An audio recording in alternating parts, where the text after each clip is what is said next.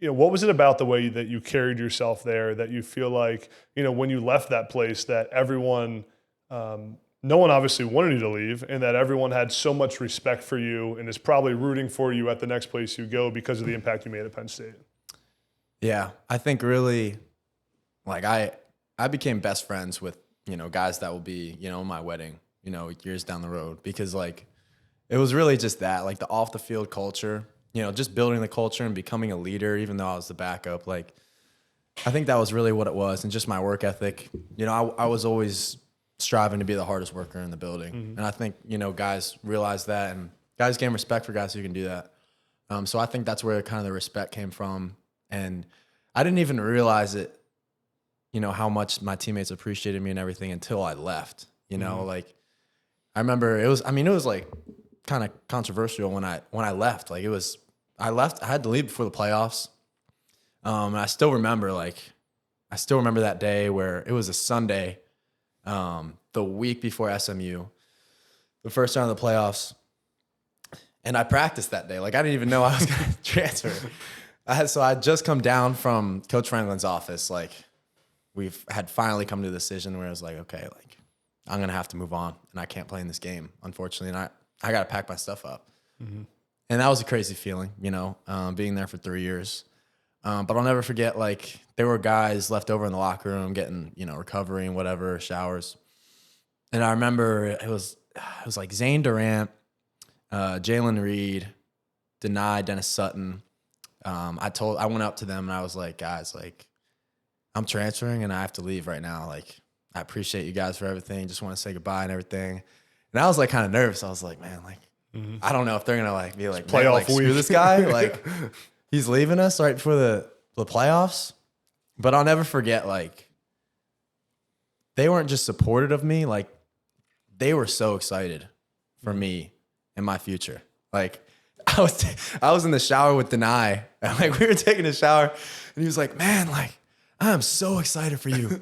He's like, and I'm like showering. I'm like, "Thanks, man." Like I'm like over here, like real sad. And so I was like, "This is my last like few minutes in the facility." Yeah. He's like, "No, but like look at me, man. Like I'm like so excited for you. Like everybody knows it. Like the whole team knew. Like we're just so excited for your future. Like I can't wait to see what you do." And it, like they don't realize how much that meant to me in that moment. Yeah. Like. Just couldn't mean more to me. Yeah, that's awesome. That's really cool. Was I guess you mentioned that those conversations with Coach Franklin and coming to that conclusion. Take me through your mindset throughout that season and deciding. Obviously, Drew Aller being the starter and him deciding if he's going to come back or not. At what point did you start to realize, hey, if I want to do what's best for me and my family, I may have to consider what other opportunities are out there in college football?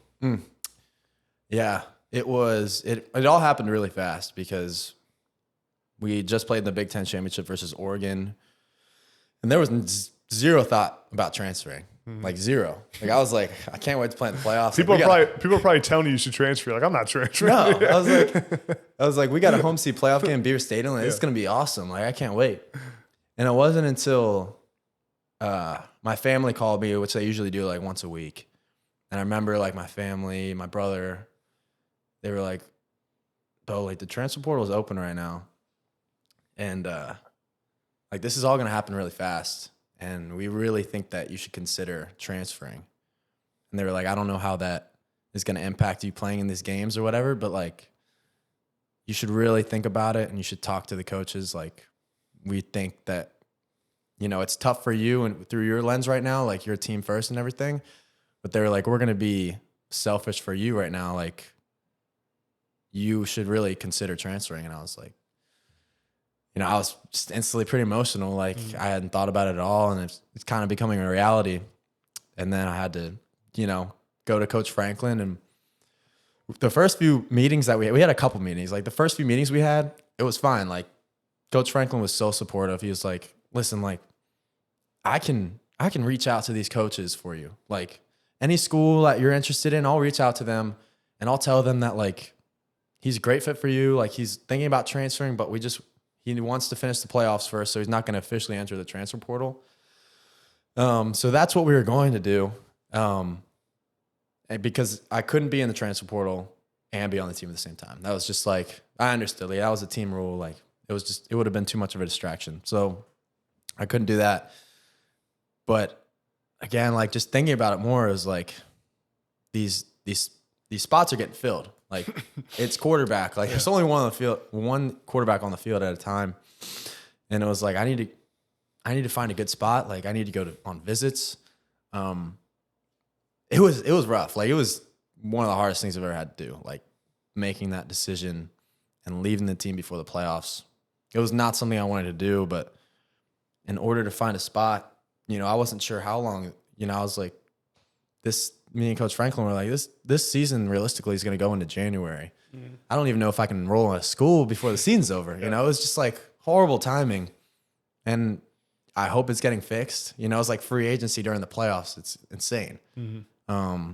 But it was just a really difficult spot that I had to be in. It was just super unfortunate. Do you feel like the system didn't even really give you a choice? No. Like, it wasn't really if I waited, I would have found a spot maybe. Like, that was okay. But there's no way I would have found a school that actually, was good for me and fit me and would have been the best decision for me. It was just, I was put in an impossible decision. It was like, I didn't know what to do. Mm-hmm. It was rough. Yeah. What's Coach Franklin like during that process and those meetings? And, it's a really tough emotional decision and time, and having a head coach who actually understands it from your vantage point is, I think, probably pretty rare and I'm sure very helpful. Yeah. Like I said, he offered to call head coaches for me for high schools. Like, unbelievable support. Like, I was just taken back by how much he supported me, and it meant a lot to me. But he was upset that, obviously I was leaving Penn State, didn't want to leave Penn State. He was frustrated too, like at the system. He's like, it shouldn't be like this. Like, athletes shouldn't be forced to make decisions like this. But a lot of thinking, like I said, a lot of meetings. It was a process a little bit. It all happened fast, but like, there's a lot of meetings where Coach Franklin was kind of just sitting there, just thinking, like, it's like, man, just trying to think of solutions. But no, he was so supportive of me, and can't thank him enough for that. So, was watching the playoff games tough? Oh my gosh! Did you watch them? Yeah, I was at Ole Miss, and I was sitting in a quarterback meeting with like Jackson Dart and the guy, and I was like, I wasn't listening to a word. Like, I was like, all right, I got to go to the bathroom. And I watched TV. I was watching on TV. Like, I had to step out of the meeting. I was like, I can't just sit in here while my guys are playing. Dom DeLuca got a pick six, and I was like, let's go. Yeah, but crazy play. It was tough. It was tough. Yeah. Damn. What? So then the recruiting process after that. I mean, once you enter the portal, floodgates are open. You're one of the top. I think you were the top quarterback in the portal, or at least one of the top ones. What's the first 24 hours like when your name hits the portal and on 3 reports that you're transferring? It was insane. It was like, my brother's calling me. He's like, you got to come home. Like, we got to get on a flight right now. Like, pack some stuff. Like, the plan was to go to Wisconsin like right away. Mm-hmm. But like I said, like, spots were closing like that. Like, next thing you know, it's like, okay, we're not going to Wisconsin anymore because they just got a quarterback. Someone. Yeah. So I was like, okay, never mind. We're going here and then there and then there and then there, right? Like, boom, boom, boom, boom, boom, because then the window's going to close right before Christmas. So it was like, on the road, like, let's, scout the schools that we want to take visits to and we're most interested in, and go there and see and talk to the offensive coordinator. What were the visits you ended up doing? You said Ole Miss. I ended up going to Mizzou, obviously, UCF, Ole Miss, Iowa, and I was supposed to go to Indiana, but that one got canceled. But those were the ones. Yeah. Did it remind you of high school a little bit? No, you weren't that highly recruited in high school. You're like, this is what it feels like? Yeah, it was much different. Like, in high school, I committed, like I said, before my junior year. Yeah. No schools were like, I was just committed. COVID happened. In high school, I took one visit. Mm-hmm. I went to Penn State on like an official. And then now I was like, oh man, like, this is stressful, and tiring, exhausting. It was much different. But like what was different from high school is, like, in high school, you're taking the photo shoots, like, oh, let me see the facilities, stadium. Mm-hmm. When I went on visits to these schools, I was like, I don't want a photo shoot. I don't care about the stadium. Like, I want to talk to the head coach, and I want to talk to the offensive coordinator. And then like I'm good. Like I don't need anything else. I don't need you to take me on a 5-star dinner. Like, I just need to see if I'm a good fit for the offense, a good fit for the program. That was all I wanted. You just mentioned the offense and the program. What were the things that when you went on those visits? Let me start with this actually. Before knowing your brother Kade, I'm sure how involved he was in the process and helping you figure it out. What were the things like? Did you sit down as a family before you started your visits and kind of made like a checklist of like, here's what are we looking for at each school? What are the categories we care about? Like, did you kind of have a process because I mean, you probably have like a week to make a decision, right? Yeah. Yeah, we did. Like, Kade, my brother, was like, he's like my wingman on this whole thing. Like, he was like, I mean, he's a smart dude. He always has my best interest in mind, even when I don't even realize it. So I listened to him through everything. Like, he was awesome. He's the one who really like set this whole thing up and like did it for me. And it was really just like, number one, an opportunity. Like, what place has the best opportunity for me to, be at my best, be the starting quarterback. So that was number one.